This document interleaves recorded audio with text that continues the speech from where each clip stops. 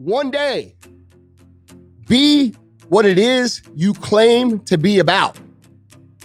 Be what it is you truly want to be.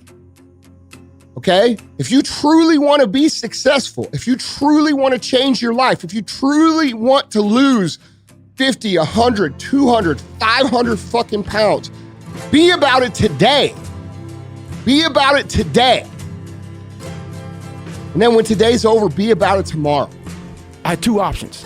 To either be that 300-pound guy who sprayed for cockroaches and made $1,000 a month, and at 24 years old, knowing when I'm 50 fucking years old, I can reflect on this and think about what guy I never became, or I can totally just sack it up and fail and fail and fail until I succeed. You're alone. You're alone. You may have a shrink you're going to, you may have a best friend you're going to, but there's 24 hours in a day where you're alone in this brain. And your brain is talking to you in all kinds of ways. And it wants to control you and pull you in these different pockets. If you can't control your own brain and your brain controls you, you're fucked. You gotta tell your brain where you wanna go and how you wanna go and how you wanna get there. You gotta control it. If not, it's over. You don't start things and not finish them. You don't quit. There's nothing that comes out of quitting besides knowing that you didn't finish. We finish everything. You start it, finish it. If you're gonna do it to try and be the best. Not be better than other people, be the best for you. If you're in school and you're going to class, I'm not asking you to get straight A's. I'm asking you to get the best grade that you can possibly get. Give me 100% all the time. Because I'm looking for that person like me. I sat down at the table and I said to myself, what are you willing to give up? Everything. And when people come to me with that kind of mindset, I can work with you. When you are willing to strip yourself down to nothing and give everything, that's who I want to work with.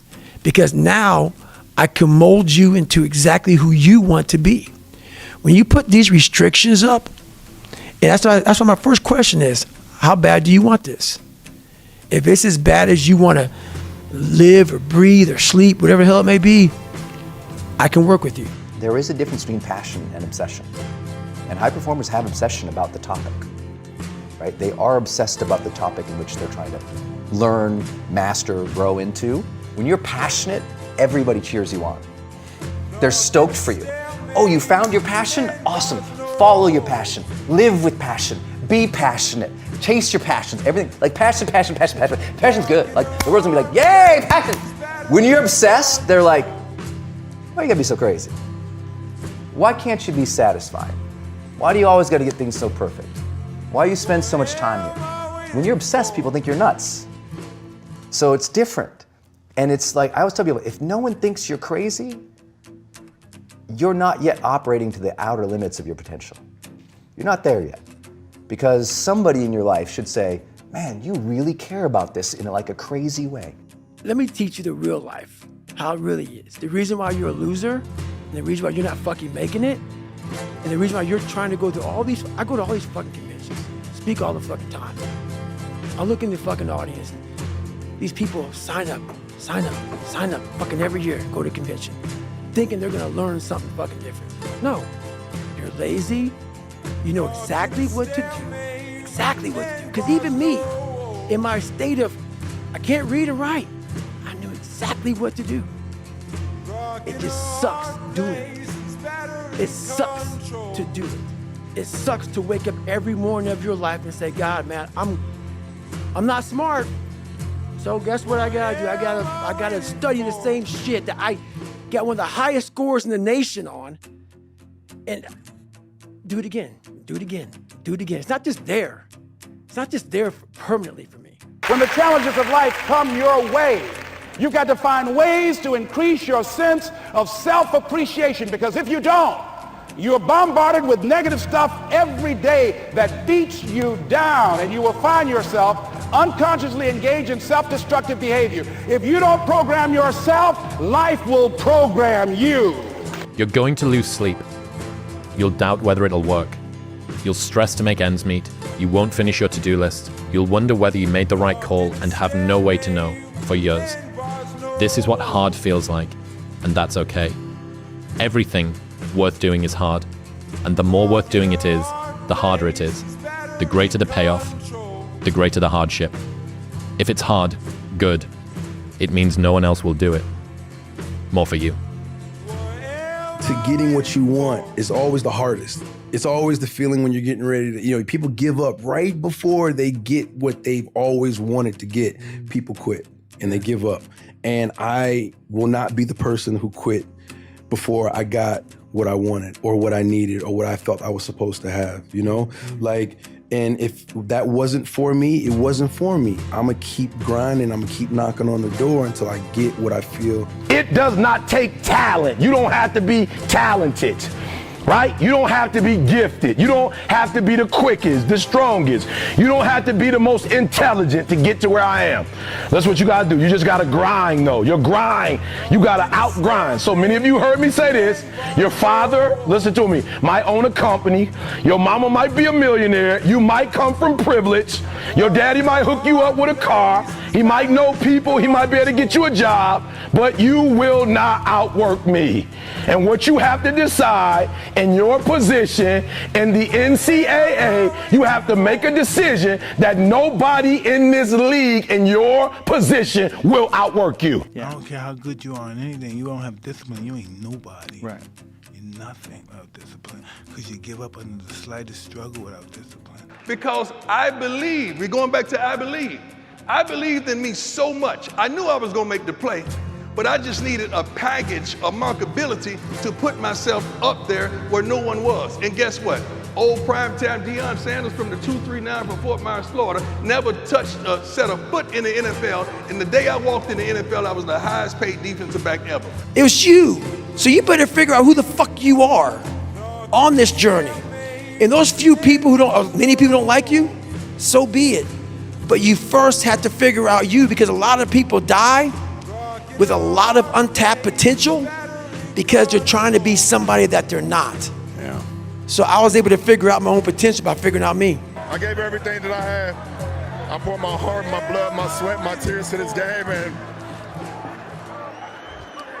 against all odds, I don't know why we want to take the hardest road. I don't know why the man above gives me the hardest road, but it's nothing the man above don't put you in situations that you can't handle. And I just kept that same positive attitude, like, instead of saying, why me, they're saying this is what he want me to do. And Cleveland, this is for you. I mean, there are many times where I looked at myself and said, do I really have what it takes? And the answer was like, I got to get up. I got to keep moving forward no matter what. I mean, and I do this with everything, but even in the eyes of failure, even like failure is looking at me, I'm like, I'm going this way. I challenge failure every time. I learned that on the squat rack. I failed many times on the squat rack. You didn't read about it. Sometimes I succeeded. You read about that. I have failed far more times than I've succeeded. Far more. You will never succeed more than you fail. That's not how it works. You know why? Because failure is a wonderful teacher. It's the only way to learn. You have to fail. Failure is a part of the process to becoming successful. I tell people this all the time. Michael Jordan, the greatest basketball player in the world, he took 946 game-winning shots. 946 times since he was in high school, the ball has been in his hand to take the game-winning shot with no time on the clock. He has only made 146 of those. He has missed over 700 times, but he has made 146. You know what they write about? When you make it. They write about when you make it. So guess what? When you get through failing, all you got to do is make one. Michael Jordan played 15 years, won 6 championships. The other 9 years was a failure? It's a wrong question. There's no failure in sports.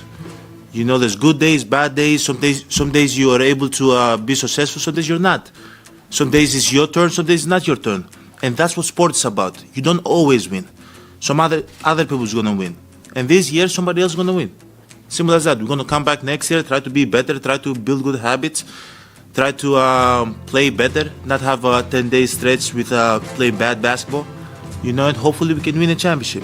So 50 years from 1971 to 2021 that we didn't win a championship, it was 50 years of failures? No, it was not. It was steps to it, you know, and we were able to win one. Hopefully we can win another one. I'm still working in this business after losing the 81 Olympia. I didn't win. I failed at winning the Olympia. I'll repeat myself. I failed at winning the 81 Olympia, but I'm still working 35 years later, still doing seminars, still doing stuff in the industry.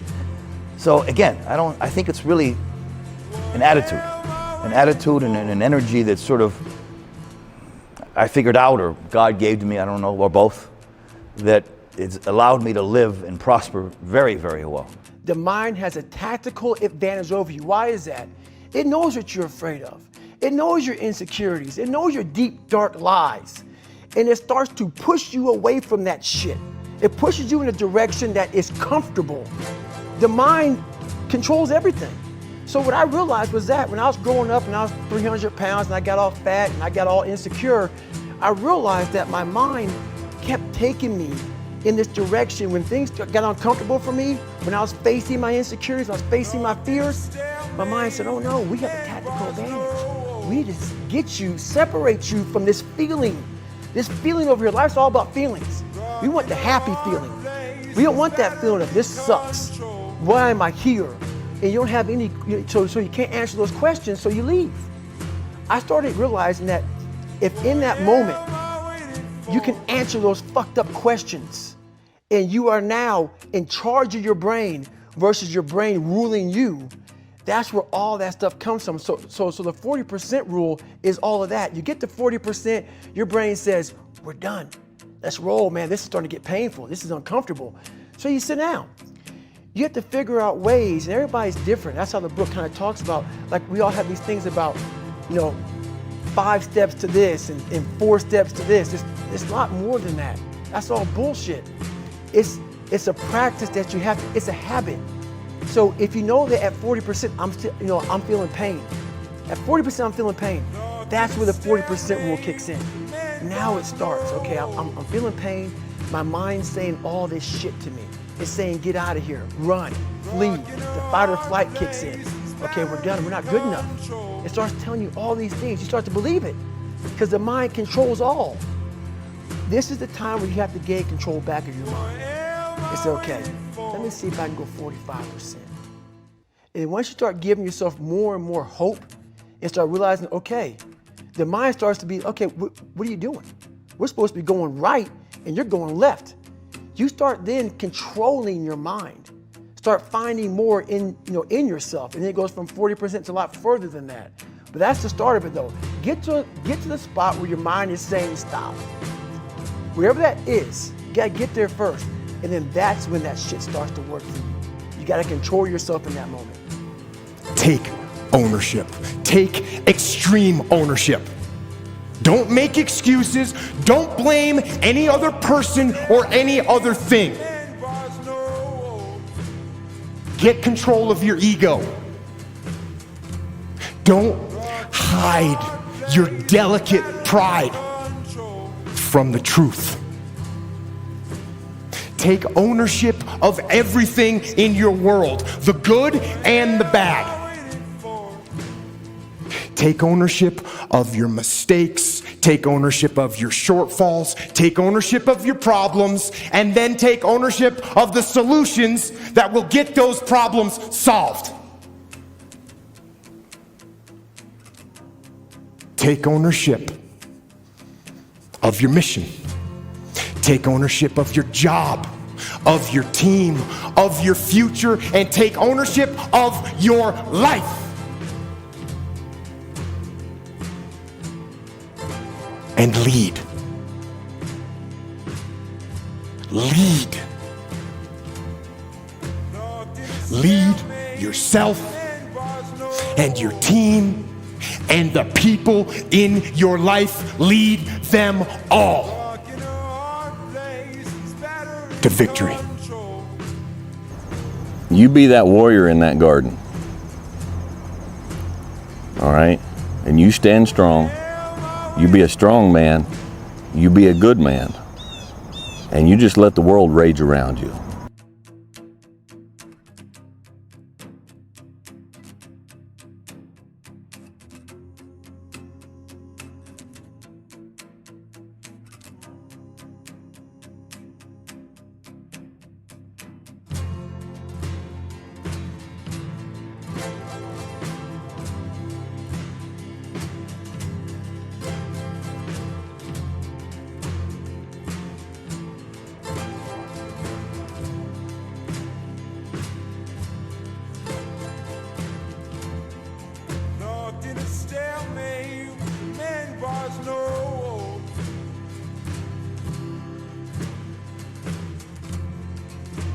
You know